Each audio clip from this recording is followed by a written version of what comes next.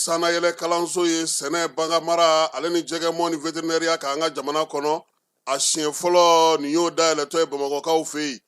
école supérieure privée des sciences et techniques agricoles Sotiba Bamako yan min ye maa min b'a fɛ sa ka kalan kɛ sɛnɛko ta nasira fɛ baganmara jɛgɛmɔ vétérinaire ani sɛnɛ ta sira bɛɛ lajɛlen fɛ i wasa don LMD ni maa min b'a fɛ ka DUT kɛ sa ka ɲɛsin min ye DUT reproduction animale ale ni incinération artificielle animale o bɛɛ lajɛlen kalan bɛ kɛ Agrisup la minɛ min ye novembre kalo tile 10 ye ka taa bila sa fo min ye kalanta olu waatiw la maa minnu mana yen sugandi i kɔni b'a dɔn i bɛ wasa sɔrɔ sabula min ye baganmara jɛgɛmɔ ka taa se vétérinaire baaraw ma o bɛɛ lajɛlen bɛ kɛ yen tɔgɔsɛbɛn saraw sa olu ni tɔgɔsɛbɛnko ni sɛbɛn fɛn fɛn bɛ k'a la i bɛ se ka weleli kɛ nɛgɛjuru sira la 74 98. Sensibiliser et accompagner les commerçants et les entrepreneurs s'y trouvant dans l'accomplissement de leurs formalités déclaratives devant l'APDP. Au-delà de l'accompagnement, l'APDP assiste également les responsables de traitement dans le paiement des frais de dossier liés aux formalités déclaratives. Ces paiements au marché se font désormais de manière simple et sécurisée via la plateforme électronique Trésor Pay, le moyen de paiement sécurisé de l'État conformément à la vision de plusieurs autorités du pays. L'APDP tient à rassurer la population. Les missionnaires sont facilement identifiables grâce à leur gilet, leur badge avec un ordre de mission officiel. Tous les paiements se font exclusivement de manière électronique et donnent lieu à un reçu en bonne et due forme. Par cette initiative, l'APDP réaffirme son engagement à rapprocher ses services des citoyens, à promouvoir la transparence et à garantir une meilleure protection des données personnelles au Mali.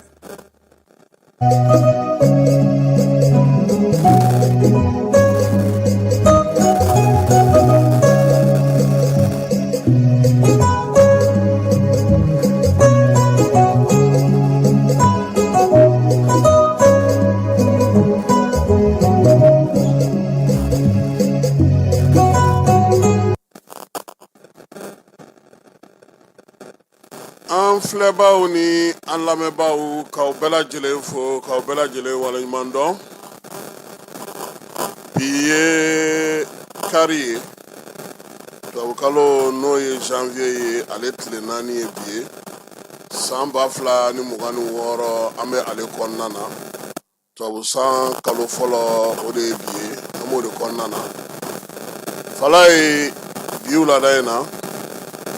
an bɛna na taa États-Unis ani Venezuela min ye Burkinakaw fɛ yen ko fangajaso dɔ balila kunungo su rɔ farikolo ɲɛnajɛ o bɛna na k'an ka saraba ye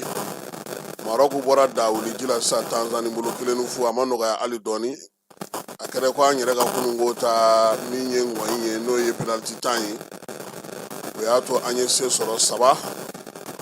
min ye Tunisie ta kɛra 2 ye nka donata miniti 120 kɔfɛ anw kelen Tunisie kelen si ma se si la o la sa tirage an bɛna n'o fana kɛ maa minnu ye jaabi bila ka na Mali Tunisie ani Sénégal Soudan kana tirage kɛ ka olu mɔgɔw sugandi sini ka sɔrɔ k'olu ka wari k'a ci u ma ni Ala sɔnna a ma nin y'an ka kuma la kumaba ye an donkan fana ye o ye. Ni bɛ wari ci i bɛ wari ci nɔgɔyala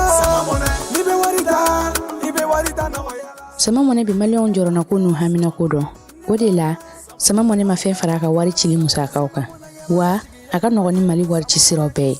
a ma da aw ma dɛ sama mɔnɛ bi dɔ fara aw de kunna wari kan ni wari bonisi ye awɔ ni wari bonisi ye kɔni aw ka sanni kɛ ni sama mɔnɛ application ye aw bɛ wari sɔrɔ aw ka compte bonisi la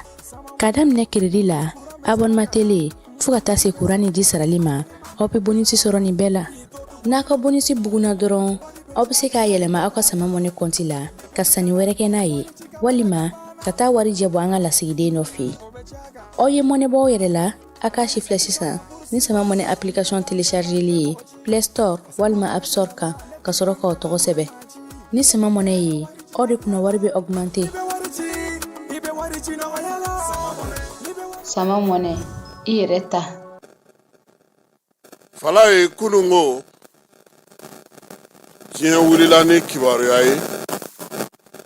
kibaruya min ni ko kɔlɔsibaw ko jateminɛbaw maa minnu bɛ n'olu bɛ diɲɛ seleke naani ko kɛcogow dɔn bɛɛ lajɛlen y'i ka jateminɛ kɛ waleya in kan o ye mun ye min ye lamɛnnikɛ jamana ye k'ale wulila ka taa Venezuela jamanakuntigi minɛ n'o ye Nicolas Maduro ye ka taa n'a ye u fɛ yen ani a furumuso ko mana kɛ maaw bɛ ɲininkali min kɛ fɔlɔ o ye mun nana ni nin ko in ye mun donna ninnu ni ɲɔgɔn cɛ mun y'a to ni nin waleya in ni ale kɛra maa caman bɛ o min ɲininkali kɛ kosɛbɛ o b'a to wulada in na an ka se ka ɲɛfɔli dɔɔni kɛ maaw ye ka hakilinajigi dɔɔni kɛ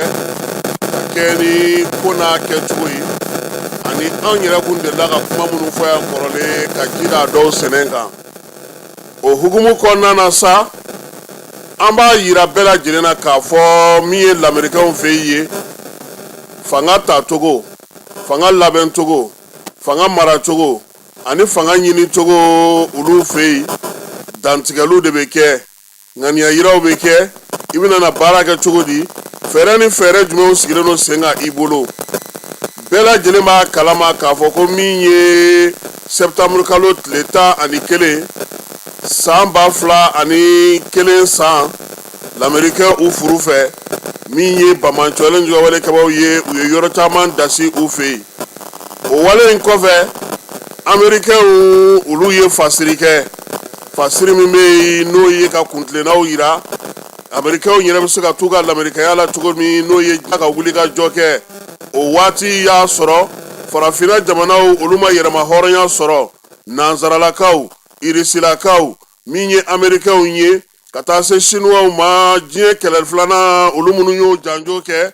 bɛnkanw sigira sen kan min ye lamɛnnikɛ jamana ko ni maa maa bɛ sanni kɛ diɲɛ kɔnɔ nafasɔrɔ sira fɛn fɛn mana k'i bolo min ye dugujukɔrɔ nafa fɛn fɛn mana k'i bolo k'a kɛra sanu ye o a kɛra zira ye o a kɛra marijana ye o a kɛra lulu ye o a kɛra petrɔli ye o n'i b'a baara o baara kɛ sa f'i k'a ta min ye amerikɛnw ka dabada ma wa min ye sanni feerew ye o kɛra ko k'o sɛmɛ min ye amerikɛnw ka wari la n'o ye dolari ye jamana o jamana n'i bɛ sanni kɛ diɲɛ seleke naani bankun kan a ɲinini fɛ kuma tɛ nanzaralakaw hali n'o y'a sɔrɔ i yɛrɛ tɔgɔla wari b'i bolo i na sanni feere kɛ diɲɛ seleke naani sugu la ka sɛmɛ min ye amerikɛnw ka dolari la o kɔrɔ sugu jara o sugu ma ja o min ye amerikɛnw ye olu bɛ tɔnɔ sɔrɔ sanni feere la bɛnkɛrɛw ka k'o sɛbɛn fa siri min ye o waleya min bɛ sen na ni diɲɛ bɛ sɔnna o ma o y'a to sa min ye gɛri filanan kɔfɛla la amerikɛnw olu ye nafa caman sɔrɔ bɛnkanw o dajar'u la kosɛbɛ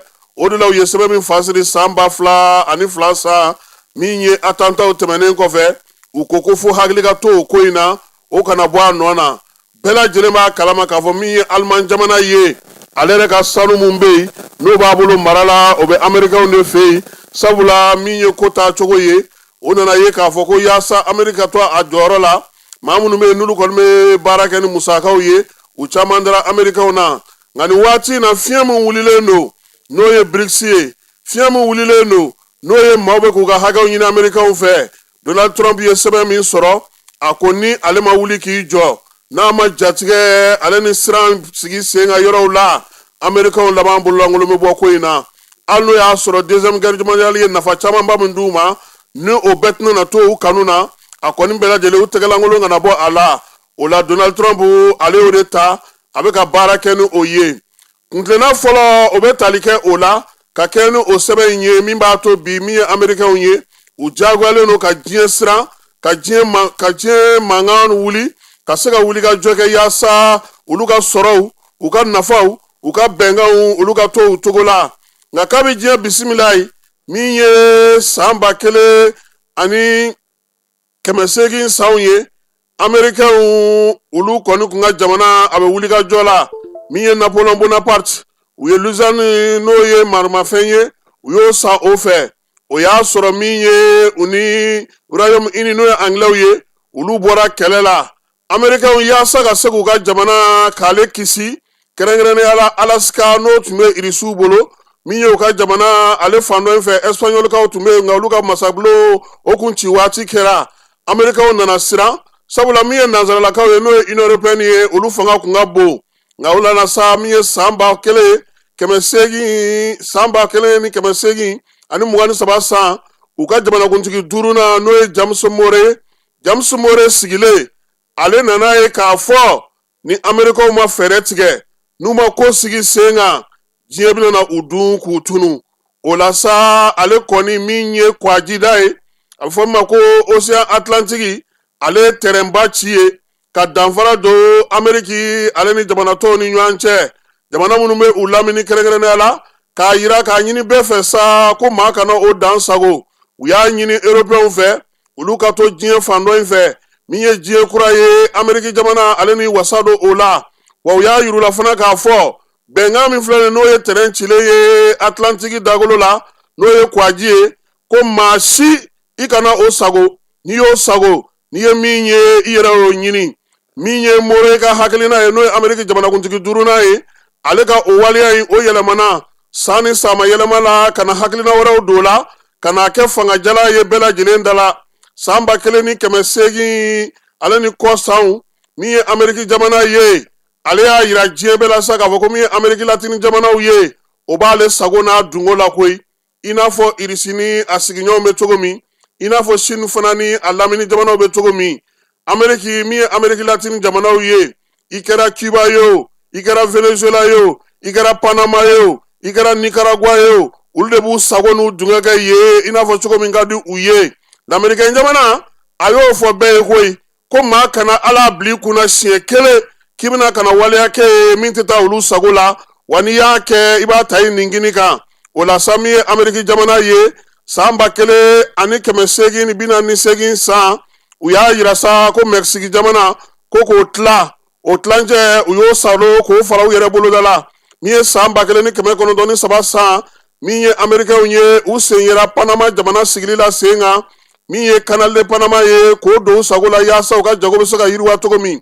san 1961 san min ye Américains ye u kun y'a lajɛ ka kiba k'ale fa tewu o waati kelen na o y'a sɔrɔ Amérique latine kɔnɔna na ni fanga min m'u ja u b'o wuli ni jamanakuntigi m'u ja u b'o wuli ka bɔ yen u y'o kɛ Chilikaw fɛ yen min ye Chili jamanakuntigi Salvador Allende u ye ale daci k'ale bɔ fanga la san 1973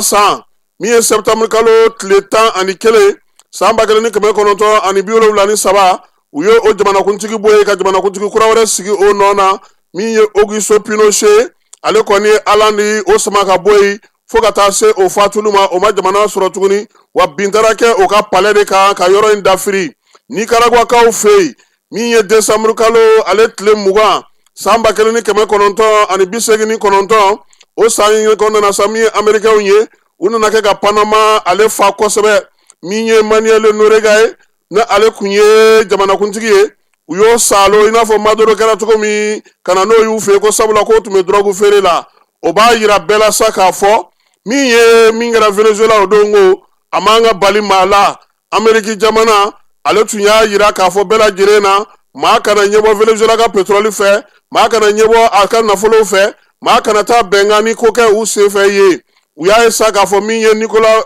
Maduro ye ale tulokun u yɛrɛ ka fɔ la ko o gɛlɛyara koyi min ye Nicolas Maduro ye olu ɲɛna n'o ye Amérique jamana maaw ye drogue feerela don min ye ko minnu bɛ n'olu ti bɛn mara taabolo a tulu kɛ ka ɲɛ kalataw ma kɛ cogo la wa olu yɛrɛ bolo bingalikɛla don wa fana Amérique jamana kuma o kuma a bɔ o bɔ ani olu bɛ kari ɲɔgɔn na o dun bɛɛ la min y'a ka pétrole ye diɲɛ ɲɛ jɔlen don la o min nafa ka bon kosɛbɛ Irisi ni Chine olu y'u bolo mɔnɔbɔ o nɔfɛ ka bɛnkanw sigi sen kan min ye Donald Trump ye kangarida wuli ka kɔfisa wuli ka bɔ ntɔnga ye a ye Nicolas Maduro a y'a lasɔmi ka waleya caman fɔ a ye falaye Américains fɛ yen ko ni bingali bɛna kɛ ni wulikajɔ bɛna kɛ ni kobaw bɛna kɛ kɔlɔsilikɛlaw ko jateminɛkɛlaw k'olu b'a ye k'a fɔ min ye maison blanche a don sufɛ ko pizza bɛ dun yen dɛ ko n'i ye pizza mobile kɔni kɛlen ka maison blanche lamini américain bɛ wuli ka jɔ dɔ la wa u bɛna kɛlɛ dɔ kɛ o su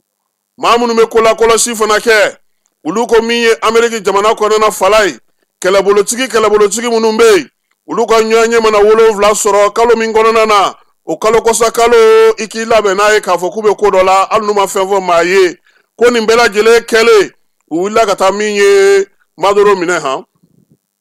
wa ko maa a kana kɛ maa ye na ko balina ko don dɛ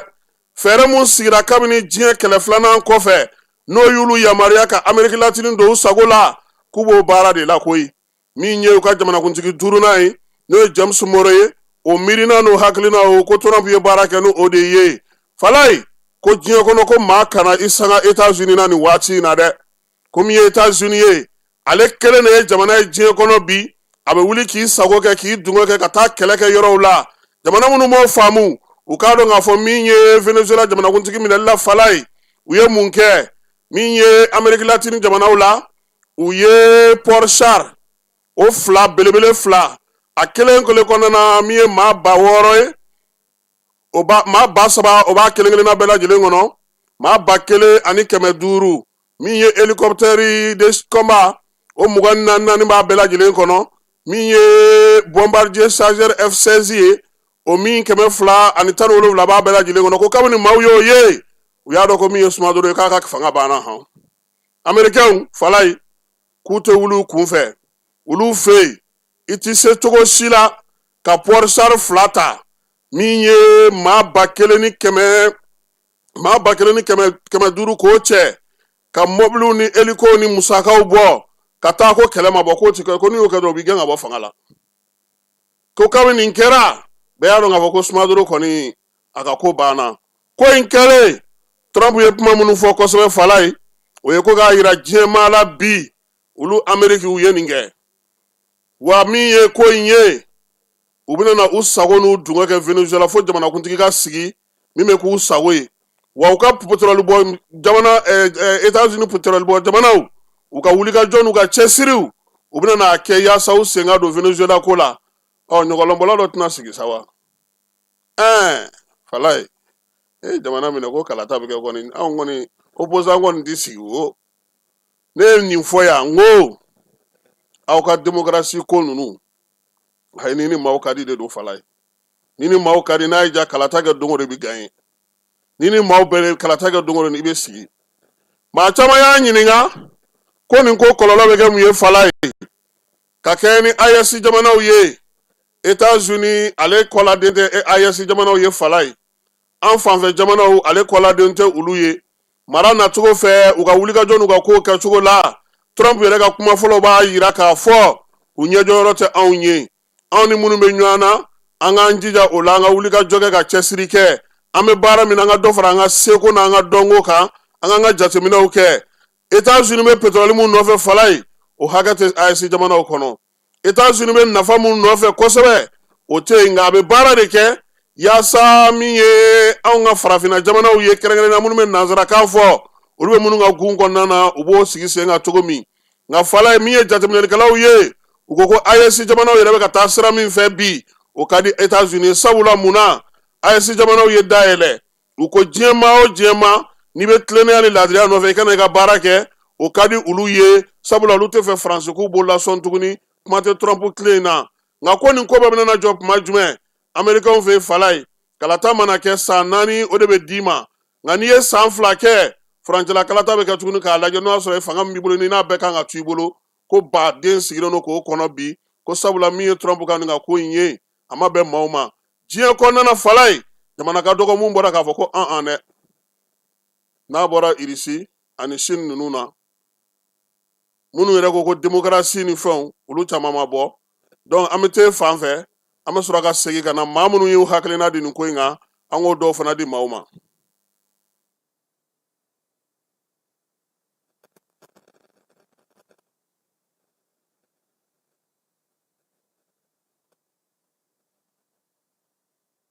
dugutigi Jelema amunun b'a fɛ ka voyager k'a sɔrɔ a ma degun sɔrɔ a ka voyage kɔnɔna na. Compagnie de transport Somatra u y'a kanu ka na ni kari kura caman ye. Kari minnu dilanna norme kɔnɔna na aw ka lafiya kama. A suspension wo, a climatisation, a siège wo, n'i ye kari jɔlen ye foyi tɛ jigin kɔnɔ i bɛ se ka don a kɔnɔna na cogo min na.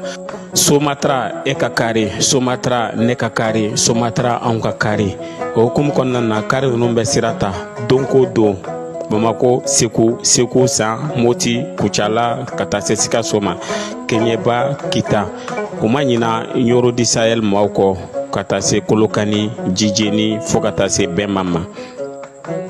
Somatra fiɲɛ foroko, Somatra ka wuli hɛrɛ la ka se hɛrɛ la. Ayiwa ka taa se Sikaso ma, Keɲeba, Kita. U ma ɲina Yoro di Sahel maaw kɔ ka taa se Kolokani, Jijeni fo ka taa se Bɛnma ma. Somatra fiɲɛ foroko, Somatra ka wuli hɛrɛ la ka se hɛrɛ la. Ayiwa client aw bɛ Falai ko yani maa min ka siga fɛnba fofo nɔ na min taara n'a ye o ɲini k'o dɔn diɲɛ kɔnɔna na anw minnu ye walan dɔɔni kɛ an bɛ kalan dɔ kɛ Falai u b'a fɔ ma ko droit international jamanaw kan ka mun kɛ u ni ɲɔgɔn cɛ u kan ka mun to ɲɔgɔn ye bɛnkan jumɛn b'an ni ɲɔgɔn cɛ Maître Cheikh Umaru Konare ko k'o kɛra chiffon fu ye Falai ko ka t'i sigi ko nin de droit international ye diɲɛ taacogo ye nin de ye an bɛnna nin de kan nin de fɔra Maître Cheikh Umaru Konare ko min ye kungokolo fandanba da waraw ti ɲɔgɔn to cogo min min ye kɔnɔjugu ti ɲɔgɔn to cogo min saw ni ngilimafɛnw olu ti ɲɔgɔn to cogo min ko an kɛra ten ko ye droit international ye k'an k'an yɛrɛ lafiɲɛ k'a fɔ ko diɲɛ taabolo k'an b'a kɛ nin na k'an k'an yɛrɛ lafiɲɛ Cheikh Umaru Konare ko nin ko in kɛra min ye diɲɛ seleke naani ye ala tɔ m'a fɔ k'an ka fara ɲɔgɔn kan kɛ k'a yira k'a fɔ ko ka cɛ segin a nɔ na min ye u ka yɔrɔw ye Venezuelakaw olu kɔni balila k'a ye u ka jamanakuntigi n'a furumuso a cara cɛw Amerikaw fɛ i ko bagantununnen n'a tigi ka taa n'a ye i ko koli Cheikh Umaru Konare ko min ka jugu nin bɛɛ la ko diɲɛ magobatigiw diɲɛ fangabatigiw minnu ko démocratie multipartisme ni état de droit Falai ko a kɛlen ma kala don i ɲina ka bɛn ni nin ye k'u ko de ko Venezuela kɔni a jamanakuntigi Falai ko drogue feerela don ko diɲɛ bɛɛ dun ɲɛ bɛ tiɲɛ na Amerikaw bɛ min nɔfɛ dɔrɔn ko u y'u ka pétrole an'u ka dugujukɔrɔfɛnw an'u ka nɛgɛsiraw ani ka se ka fɛnw fɔ ko mais ko bi ko k'a fɔ ko terroriste don ko Amérique latine jamanaw kɔnɔna na bi ko n'i b'a fɛ i ka to ko la k'i ka i sigi ko ɲɛ ka Amérique bɔ i ka ko la ko i Falai ko sisan sa Maître Cheikh Umaru Konare ka kuma na ko e k'o tɛna n'o ɲɛsin Colombie ni Cuba ma wa a ko min ye Américains ye k'u ye nin kɛ ko wa ko yan'o cɛ ko min ye Irisi fana ye k'o fana ye Ukraine fa han ko Chine fana ko n'a ma farati ko don nataw la ko fana bɛna na Taiwan fa ko nin kɔrɔ de sa karisa ne ye n ta kɛ aw fana n'aw bolo fɔra a ka wuli k'u jɔ Cheikh Umaru ko k'a kana bali maa la ko ni Faransi fana wulila ka nin ɲɔgɔnna kɛ farafinna jamanaw kɔnɔna na yan dɛ ko sabula ko diɲɛ bɔsɔnna cogo min na k'o de ye nin ye a ko tiɲɛ ye min ye ko min ye diɲɛ maa girimanbaw ye sugubulon sigicogo min ye waleyaw kɛcogo ye jɔnya waleya tun bɛ kɛ cogo min ko min ye Trump y'an lasegin ye koyi ko a daluya ye mun ye Venezuela sisan maa min bɛna sigi ye n'o ye jamanakuntigi kura ye a bɛna n'a ta Trump ka dabada de ma wa k'o tɛna se ka kɛ fɛn wɛrɛ ye koyi ko min ye Trump sago n'a dungo k'o bɛna n'o de kɛ ko mun bɛ o ni jɔnya cɛ mun bɛ o ni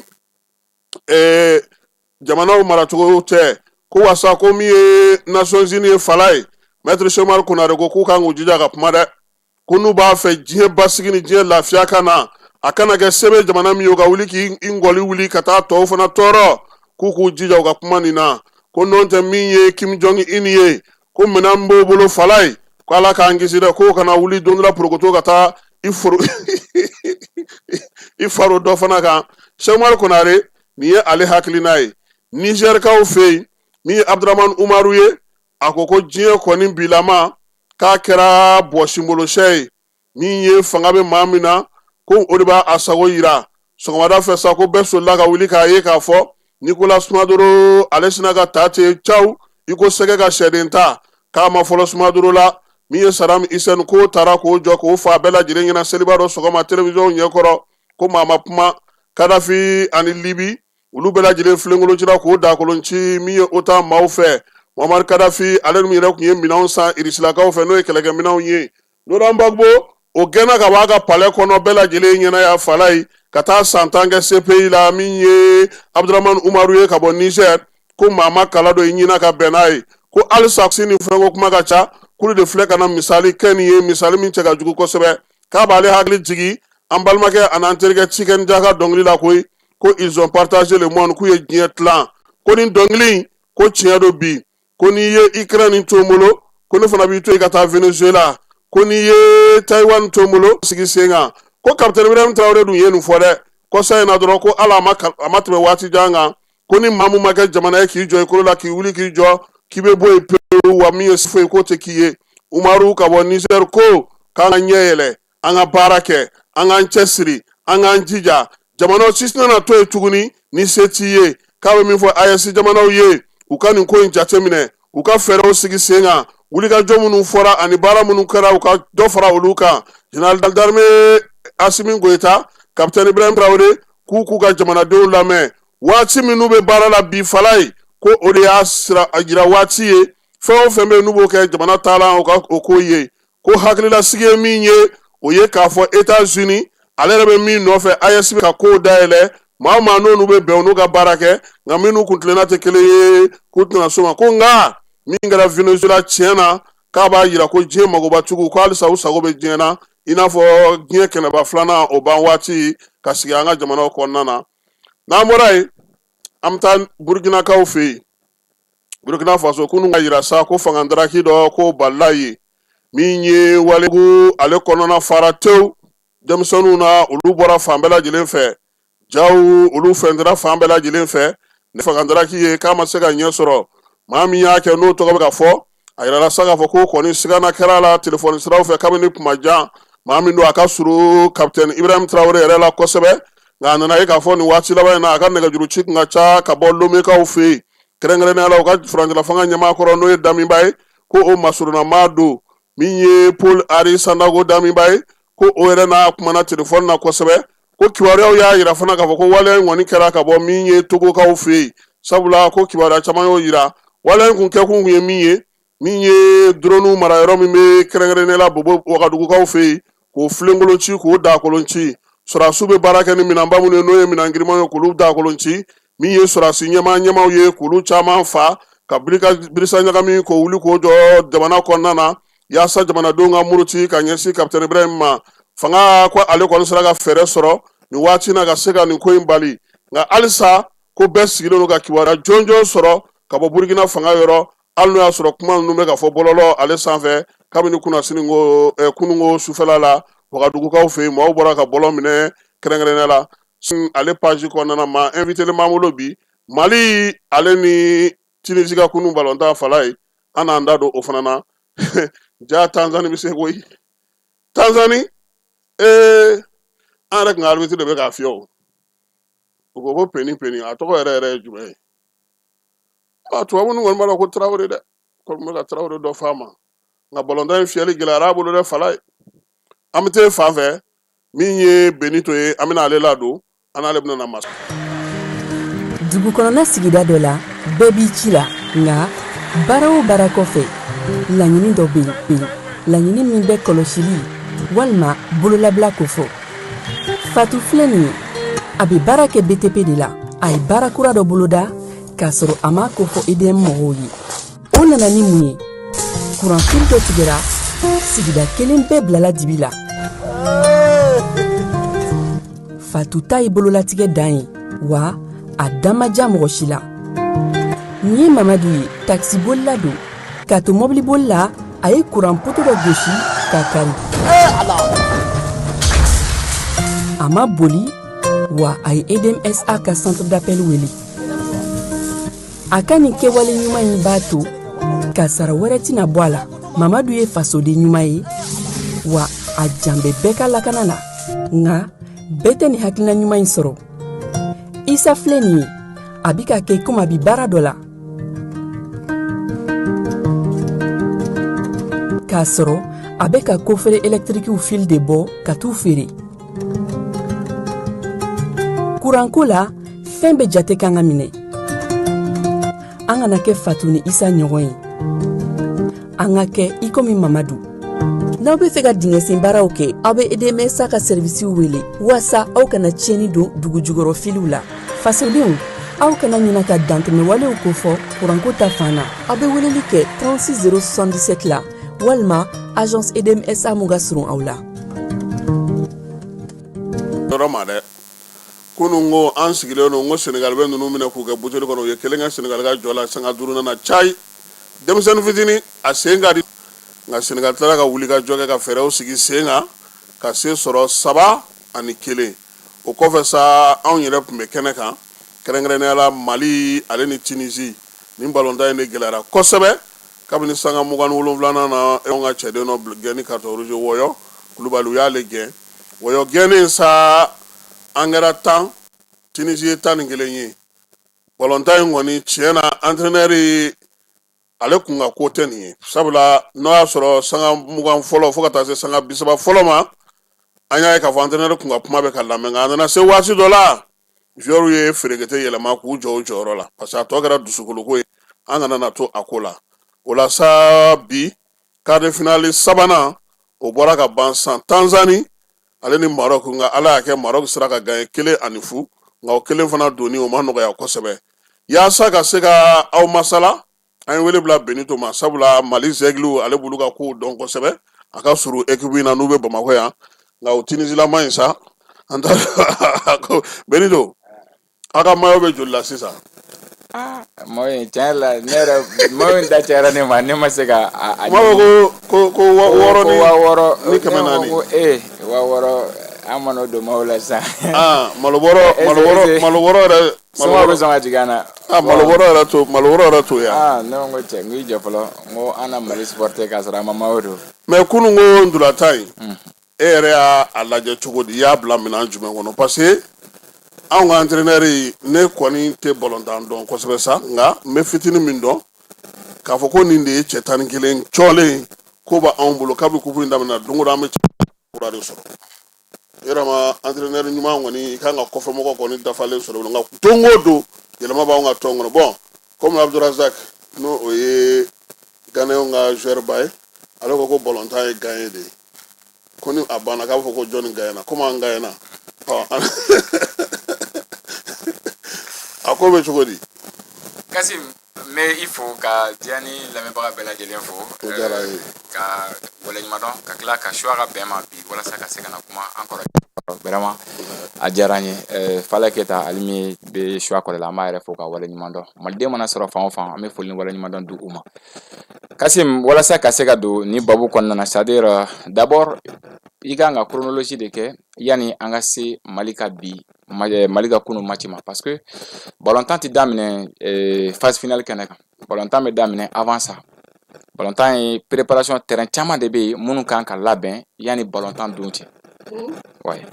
ballontan ye aspect camanba de ye minnu kan ka labɛn walasa ka se ka ballontan ɲuman ka se ka o yɛrɛ kɛ mais n'i ye an ka jamana ta spécialement nous problème caman de bɛ anw da la problème min ni an dɛsɛlen don ka surmonter a bɛ wagati jan bɔ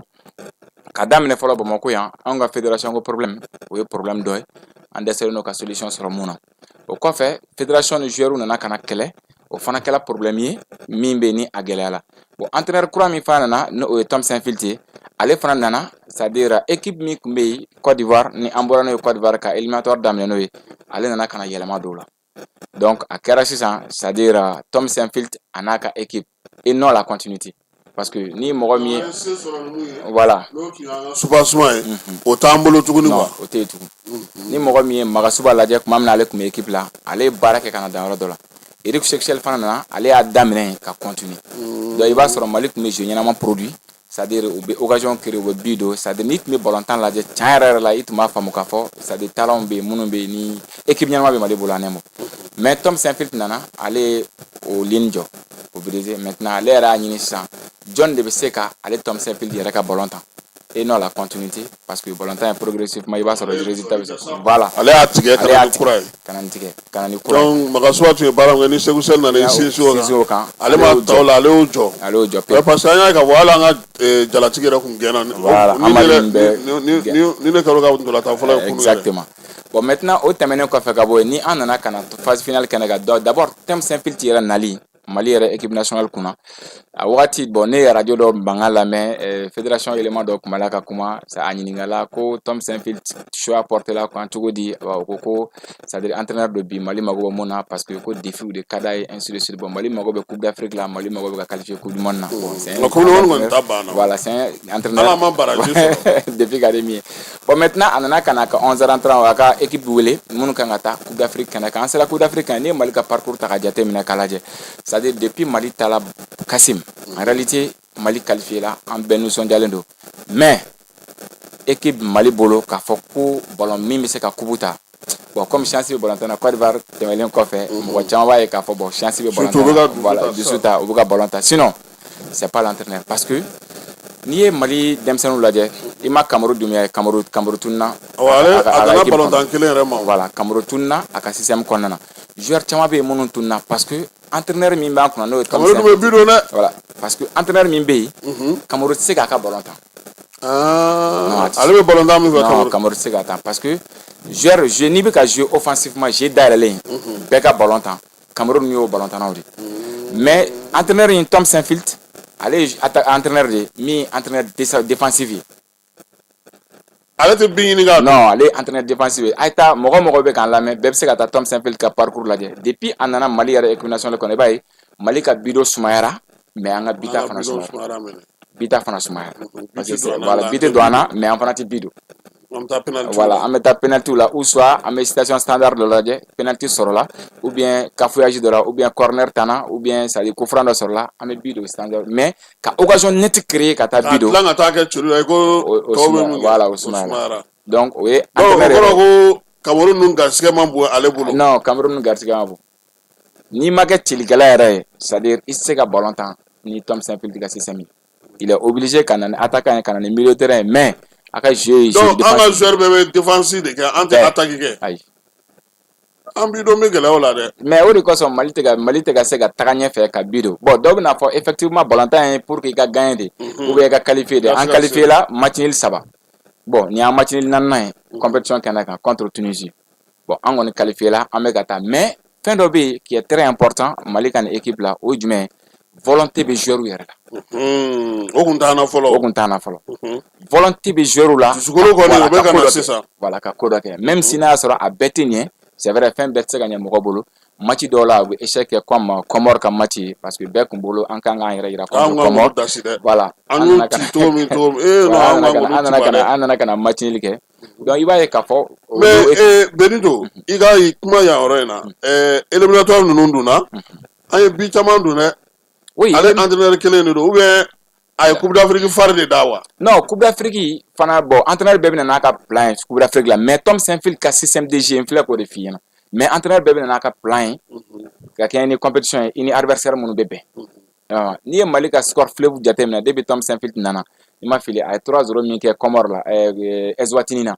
parce que a kon esprit no Eswatini kan cosbe éliminatoire là ka fo ka Eswatini ti ka qualifier et pourtant a Eswatini ti a qualifié là parce que a kuma ka conférence de presse là be se ka ta jatemna kala ja na ka interview là il était basé ka fo ko Eswatini même à quel ka match ni ke Mali Maroc ka match là a ira ka fo même si na tira Maroc fait amena kana gagner contre Comore